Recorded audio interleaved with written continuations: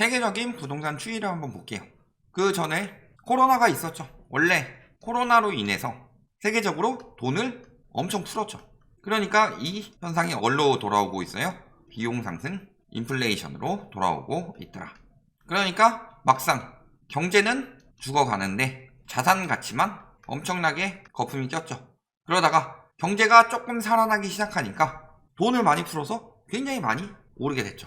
플러스로 오펙 같은 경우도 그대로 얼마 오래 안 갈 수도 있다고 생각을 해서 기름을 많이 캐고 그대로 수출하고 있었는데 문제는 뭐였어요? 수요가 엄청나게 감소하면서 유가가 마이너스를 찍었죠. 그러면 오펙 입장에서는 손해 안 보기 위해서 어떻게 해야 돼요? 감산해야 하죠. 경제가 살아나면서 수요가 회복이 되다 보니까 어떻게 된 거예요? 유가가 갑자기 엄청나게 올라와 버렸죠. 그리고 이 오른 유가를 지키려고 하고 있다. 엄청나게 오른 기름값에 대한 대비책으로 미국에서 추진했던 것이 셰일 오일인데 그때 유가 마이너스 나면서 유지비가 많이 드는 셰일 업계는 많이 파산을 하고 이제 오펙이 좀 조정하고 있는 거죠. 그러니까 결국엔 그게 뭘로 돌아왔다? 인플레이션으로 돌아왔다. 그래서 지금 인플레이션 장기화 공포가 굉장히 심합니다. 특히 이번에 오펙에서 감산 이슈도 있고 고점 찍었다라고 하기에는 생각보다 안 잡히고 있다. 기저효과도 있는데. 그러니까 지금도 보면 어때요? 여기에 이제 근원 인플레까지 상승세고 미국뿐만이 아니라 독일 같은 경우도 물가 상승률 엄청나게 높죠. 독일이 유로존 쪽에서는 갑이죠. 그런데 최고치 찍고 있고 영국 말할 것도 없죠. 우리나라 역시도 굉장히 지속될 수밖에 없다.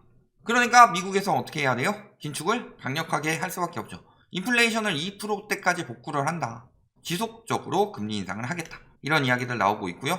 유엔에서 어쩌고 저쩌고 이야기를 하고 있는데 그래도 중요한 건 미국 입장에서 다른 나라들 볼 게 있어요? 일단 나부터 살자지.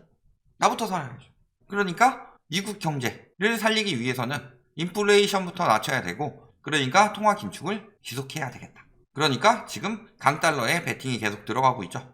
연준에서도 조기 금리 인하는 없다. 이런 이야기들 계속 나오고 있고 지금 금리 인상 속도가 역대 최고 수준이라고 봐도 무방하다. 예전에 그 볼커 때 엄청나게 올렸는데요. 지금이랑 비교가 안 되는데요. 물론 그때는 기준금리 자체는 높았지만 올라가는 속도를 봤을 때는 그때 못지않게 높다는 거죠. 그러니까 금리를 굉장히 빨리 올려요. 여태까지는 부동산은 인플레이션 시대가 오면 실물 자산이니까 집값은 더 빨리 올라갈 거다. 이런 식으로 이야기를 했지만 저희는 늘 반대로 이야기를 했죠. 지금 집값이 올라가는 이유는 유동성이 많이 들어와서고 그 유동성은 어디서 나왔냐. 그러니까 그 대출, 인플레이션이 가속화되면은 인플레이션을 억제하기 위해서 금리를 올릴 것이고 그러면 대출 유동성만으로 올린 부동산 시장일수록 타격을 크게 받는다 라고 이야기를 했죠. 그런데 미국 같은 경우 지금 어때요? 집값이 이제 하락으로 전환했죠. 그리고 얼마나? 전년 대비 집값 하락폭이 사상 최대폭으로 떨어지고 있다. 그러니까 미국도 언제부터 올라간 거예요? 거의? 그 전에 올라갔던 건 둘째치고 2020년 코로나 터지고 나서 다 대출 때려 박아서 올린 거죠. 근데 미국에서 저걸 그냥 가만히 보고 있겠느냐? 예전에 서브프라임 모기지 사태도 겪어봤는데 저거 가만히 냅뒀다가는 큰일 난다는 거 알고 있죠. 그래서 금리를 빠르게 올리고 있는 거고 이렇게까지 미국에서 긴축 의지를 강하게 하니까 예전에 중국 같은 데서 막 채권 사주고 그래가지고 금리 못 올라가게 억제해주고 그랬었는데 지금은 그렇게 못한다는 거죠. 그럼 더 올리겠구나. 당시에 그린스펀이 하는 짓 보면은 더 올리겠구나. 근데 파월 말하는 거 보니까 훨씬 더 매파네. 그러니까 함부로 못하는 거죠. 금리를 낮추려고 들어갔다가 채권 가격이 떨어지게 생기죠. 그러니까 예전과는 같은 방향이 나오지 않고 모기지 금리가 빠르게 올라가게 되면서 집값이 하락으로 바뀌게 되었다. 그런데 미국만 그래요. 자, 영국 같은 경우는 15% 폭락설 나오고 있습니다. 20% 폭락까지도 이야기가 나오고 있어요. 금리 인상, 물가 상승, 경기 침체. 세 가지가 겹쳤죠. 영국 같은 경우는 브렉시트 한 이후, 유로존에서 튀어나온 이후 경기가 좋지 않죠. 그러니까 코로나인 와중에 오히려 유동성을 풀려고 그랬죠. 그러니까 오히려 물가 상승은 가속화되고 그러면서 침체에 더 심각해지니까 이번에 왜 법인세 완화 이런 것들 없던 일로 했겠느냐. 돈을 푸는 걸 막는 거죠. 돈을 푼다고 했으니까 영국에서 돈이 빠져나가요. 그러니까 파운드가 폭락하고 그러니까 안 되겠다. 우리도 빨리 긴축해야 되겠다 해가지고 긴축 들어가게 되고 그러니까 지금 폭락설이 나오고 있는 거죠. 지금 보면 어때요? 향후 2-3년간 20% 이상의 집값 하락 이외에는 다른 결과를 볼 수 없을 것이다. 최대 20% 이것도 부동산 시장을 유지하려는 우리나라 언론의 구라이고 최소 20%라고 지금 분석을 한 거죠. 20% 이상의 집값 하락 이외에는 다른 결과를 볼 수 없다. 최소 20%죠. 영국만 그러냐. 독일도 대도시 집값 떨어지고 있다. 자, 대도시는 무조건 오른대요. 우리나라 그런 이야기 굉장히 많이 하죠. 다른 데는 떨어져도 서울은 오른다. 인구 감소해도 서울은 오른다. 이런 식으로 계속 부추기고 있고, 대도시는 그래서 집값 절대 안 떨어진다 하고 있는데 대도시 집값이 먼저 영향을 받고 있죠. 왜? 코로나 터진 이후에 이런 이야기들로 자금이 어디부터 몰렸겠느냐. 우리나라뿐만이 아니라 외국도 똑같을 테니까. 그러면 대도시부터 먼저 투자할 가치가 있다고 느껴지는 곳부터, 거품인지 아닌지는 모르겠지만 여기가 핵심지이고 가치가 있다고는 느껴지죠. 그러니까 그런 곳부터 먼저 들어가고, 그런 곳이 먼저 거품이 쌓이죠. 그러니까 우리나라 문제가 뭐예요? 보통은 코로나 이후 대도시나 이런 데가 많이 쌓여가지고 거기가 빠질 거예요. 그런데 우리나라는 코로나 이전부터 거품이 계속 꼈죠. 세계적으로 가계부채를 축소하고 있는 와중에 우리나라는 가계부채를 장려했죠. 전세대출 풀어주고 그 다음에 LTV 풀어주고 하면서. 그러니까 대도시는 코로나 터지기 전에 이미 거품이 꼈고, 그러니까 이제 거품이 너무 껴서 대도시엔 진입할 수가 없으니까 중소도시로 들어갔죠. 거기까지 거품이 다 꼈으니까 우리나라는 훨씬 더 위험하다고 하는 거고, 그 선례가 있죠. 그 다음에 다른 나라들 보면 어때요? 호주, 뉴질랜드, 캐나다, 스웨덴 이런 데들 지금 다 주택가격이 하향 국면으로 바뀌었다. 그런데도 우리나라는 이런 이야기를 하죠. 침체 2년 이상 안 간다. 요 부동산 전문가들이 도대체 누구예요? 매매연구소, 경매연구소 이런 데 대표. 이분 말할 것도 없죠. 계속 오른다고 했던 분이고, 대부분이 부동산 이해관계자들이죠. 자, 보시면 어때요?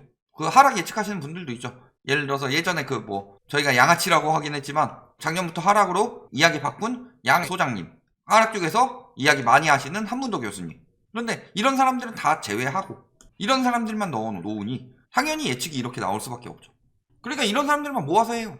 세계 3대 거짓말이 있다고 그랬어요. 세계 3대 거짓말은 첫 번째가 거짓말, 두 번째가 새빨간 거짓말, 세 번째가 통계. 저희도 통계 많이 들은데 어떻게 통계가 거짓말을 하느냐? 그건 간단해요. 통계를 낼 때 전수조사를 한다든가 혹은 무작위로 추출해서 통계를 내면 그게 옳은 통계가 나올 수가 있는데, 통계를 내기 위해서 유리한 표본만 뽑아서 통계를 낼 경우에는 그 통계가 심하게 왜곡될 수 있다는 거죠. 그래서 부동산 전문가라고 하면은 상승 쪽을 예견하는 사람, 하락 쪽을 예견하는 사람, 그 다음에 보합 쪽을 예견하는 사람, 이런 사람들을 전반적으로 뽑아서 이야기를 하는 것이 아니라 최대한 자산 방어를 하고 투자를 유치하고 집을 사라고 해야 되는 사람들, 이 사람들만 가지고 통계를 내니까 저딴 통계가 나오는 거다. 그리고 언론이 그런 식으로 추출을 하고 있고, 본인들한테 불리한 사람들은 안 부르죠. 양 소장님 요즘에 안 불러요. 거의 안 나와요, 기사에. 그런데 맨날 나오는 사람 누구예요? 얼마 전까지만 해도 권모수수 권 교수님이 가장 많이 나왔었죠. 올해 들어서 하락으로 말 바꾸니까 이제 안 내보내는 거. 하락하고 있는 사람들은 왜곡하죠. 왜곡해가지고 우리가 언제부터 인구 감소만으로 집값이 떨어진다고 이야기를 했냐. 인구 감소 이전에 저희가 가장 먼저 지적한 거는 가계부채예요. 2019년부터 가계부채 위험성에 대해서 계속 이야기를 하고, 그러다가 이 거품으로 인해서 사람들이 삶이 팍팍해지니까 인구 감소가 더 빨리 왔다. 그래서 장기적으로 더 위험해졌다. 이런 식으로 이야기를 했지, 언제부터 라이트하우스가 인구 감소 때문에 집값 떨어집니다 이 이야기를 했었냐. 처음부터 그런 이야기 한 적 없죠. 중간에 그런 상황에서 인구 감소로 인해서 장기적인 여파가 클 것이다, 일본식으로 장기화될 수 있다, 이 이야기를 했지. 그런 식으로 왜곡을 해요. 그러니까 여기 와가지고 말도 안 되는 인간들 댓글들 달고 있는 거죠. 인제 와서 맞아간다, 기우제만 지낸다. 꾸준히 보신 분들, 적어도 하루에 2개 올라가는 거 하나라도 보신 분들은 우리가 인제 와서 결과가 폭락으로 나왔으니까 이런 이야기를 한다라는 게 아니라는 걸 아실 수 있다. 코로나로 인한 거품에 대해서도 계속 경고를 했고, 그 전에 쌓인 거품도 굉장히 위험하다는 걸 계속 경고를 했고, 그것에 대해서 여러 가지 측면에 대해서 이야기를 했다. 그러면서 이야기하는 게 뭐예요? 왜 2년 뒤에 바뀌느냐? 금리가 떨어질 것이니까. 그래서 이런 사람들 말하는 거 보면 어때요? 부동산 수석 전문위원, 이런 사람들 다 부동산에 엮인 이해관계자들입니다. 지금은 금리 이슈에 시장이 크게 반응했다고 그래요. 거래 절벽, 집값 하락 등이 이어지고 있지만 금리 인상이 멈추거나 금리 인하로 전환하는 시기가 올 텐데, 내년 상반기 이후에 그때는 정부의 규제 완화 등의 정책과 맞물리면서 회복할 수 있다. 이런 식으로 분석을 하죠. 그러니까 최대 2년 이야기들이 나오는데요. 자, 금리 인상 둘째치고 규제 때문에 집값 올랐다는 인간들이 이제 와서 규제 완화가, 나중에 이제 금리가 어느 정도 완화가 되고 대출이 어느 정도 완화가 되면은 규제 완화랑 맞물려서 올라갈 요인이 된다고 말을 바꾸고 있어요. 저희가 언제 말을 바꿨나요? 심지어는 얼마 전에 그런 댓글도 달리더라고. 김현미 때 말했으면 정말 대단한데 지금은 누구라도 이런 말 할 수 있어. 시대에 편승해서 잘도 말한다. 저희 김현미 장관 있을 때 엄청나게 이야기를 많이 했어요. 괜히 언론에 넘어가지 말고 밀고 나가는 거 제대로 밀고 나가라. 그래서 저희가 초창기 때 듣던 말이 김현미 장관이 만든 유튜버래요. 그러다가 중간에 듣던 말이 김현미 장관이 구독해서 라이트하우스 같은 폭락론자 말 들으면서 정책을 만든다. 이딴 이야기 들었어요. 그런데도 이제 와서 김현미 장관 편들고 있다. 말 같지도 않은 소리죠. 원래 진실을 말하는 사람들은 말을 안 바꾸는 거고, 거짓을 말하는 사람들은 어떻게든 지금 말 바꾸고 거짓말하고 그래서 사람들을 속이고 있는 거다. 중국 보면 답 나와요. 금리 인하했어요. 석 달 만에 또 기준금리 인하. 그런데도 불구하고 뭐라 그래요? 부동산 붕괴는 이어지고 있죠. 금융위기까지 이어진다. 금리 인하가 되더라도 부동산이 쉽게 살아난다는 생각을 버려라. 중국 보면 답 나온다. 그런데요, 중국은 기업 부채가 문제라면 금융위기가 어디로 번지느냐? 부동산 기업들이 엄청나게 배불려 놨는데 부동산 기업들이 터지면서, 그것도 부채 잔뜩 해가지고 배불려 놨죠? 기업들이 터지면서 일어난다면 우리나라는 가게가 터진다. 그러면요, 저기가 오히려 살아나더라도 우리나라는 못 살아날 수가 있어요. 왜냐? 중국은 어쨌든 간에 재고주택에 대해서 가게들이 살아날 수가 있는 여력이 있는 반면에 우리나라 같은 경우는 뭐예요? 기업들이 버티더라도 가게들이 집을 못 사서 수요가 없기 때문에 가격 하락이 이어질 수 있다. 그러니까 우리나라가 훨씬 더 위험하다. 그래서 동아시아 3개국을 이야기를 했죠. 중국은 기업 부채, 일본은 국가 부채, 우리나라는 가계 부채. 그래서 중국은 기업 부채가 터지니까 지금 나타나고 있는 현상이고, 일본은 국가 부채가 터질까봐 금리를 인상하지 못하는 상황이고, 우리나라는 국가 부채도 아니고 기업 부채도 아니니까 금리를 올리니까 가계 부채가 터질 수 있다. 그대로 다 일어나고 있죠. 거기다가 부동산 PF 문제 생기고 있죠. 부동산 PF가 뭐예요?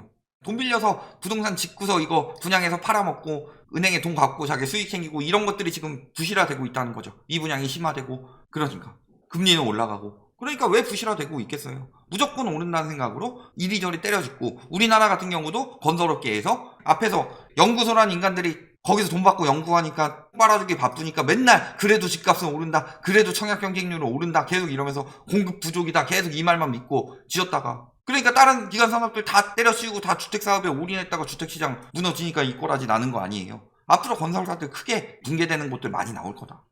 거기다가 미국 실업률은 또 하락합니다. 미국 실업률 하락의 뜻하는 바는 뭐죠?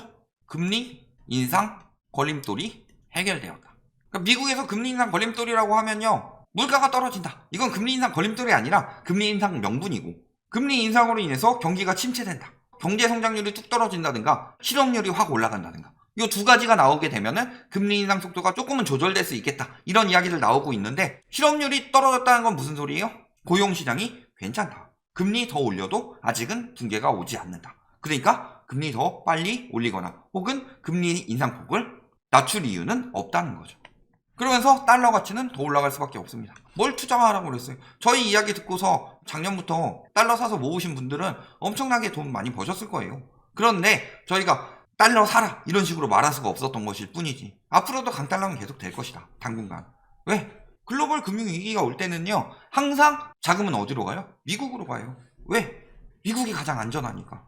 안전자산으로 이동하는 거예요. 원화보다는 달러가 더 안전자산인 거고, 강달러가 더욱 되면 될수록 우리나라는 지금 외환보유액이 급격히 감소할 수밖에 없죠. 주말 되니까 또 환율 빨리 올라가요? 그 이유가 뭐예요? 강달러라고 생각해서 달러를 모으고 있는 사람들은 많은데 시중에 달러가 없으니까 국가에서 돈을 계속 풀고 있다는 거죠. 외환보유액을. 물론 예전에 외환위기 때보다는 외환보유액이 엄청나게 많기 때문에 외환위기가 당장 온다 이런 건 아니지만, 풀어서 버티는 것도 한계가 있다. 그러니까 주말에는 공무원들 다 퇴근하고 하니까 푸는 건 없고 사는 사람들만 모이니까 환율이 올라가는 거죠. 중국도 마찬가지죠. 달러 강세로 다 지금 돈 풀고 있다. 그만큼 강달러가 굉장히 세게 오고 있고, 그거를 방어하니까 이 정도지, 방어 안 했으면 지금 1600원 넘어갔다 이미. 거기에 감산 이슈. 자, 200만 배럴을 감산한대요. 그러면은 물가 억제가 더 늦어지겠죠. 유가 상승으로 인해서. 그러니까 지금 물가 진정되려면 최소 1년 반. 이 이야기가 왜 나왔겠느냐.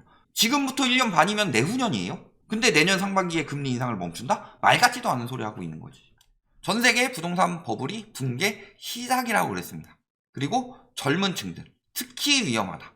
우리나라는 더 강력하게 와닿는 말이죠. 전 세계 붕괴가 시작되는데 거품이 많이 낀 나라일수록 더 위험하고, 젊은 층들, 자산시장이 어떻게 저금리가 계속 유지될 것이라고, 집값은 계속 오를 것이라고 속았던 사람들, 지금 그대로 타격 입는데 우리나라가 젊은 층들이 특히 많이 들어왔죠. 그래서 지금 대출로 인한 문제가 엄청나게 많이 생기고 있다. 그런데 자산가치 하락까지. 그러니까 당신한테 팔아먹고 넘어간 사람들이, 빠져나간 사람들이 대박 친 거다. 결론, 세계 부동산 붕괴. 그런데 이게 시작 단계라는 거죠. 그런데 우리나라는 더 위험할 수밖에 없는 이유는 거품이 더 많이 쌓였기 때문이고, 그런데도 2년 내에 침체 끝난다? 아직 시작도 안 했어요. 앞으로 저 인간들 계속 말 바꿀 겁니다.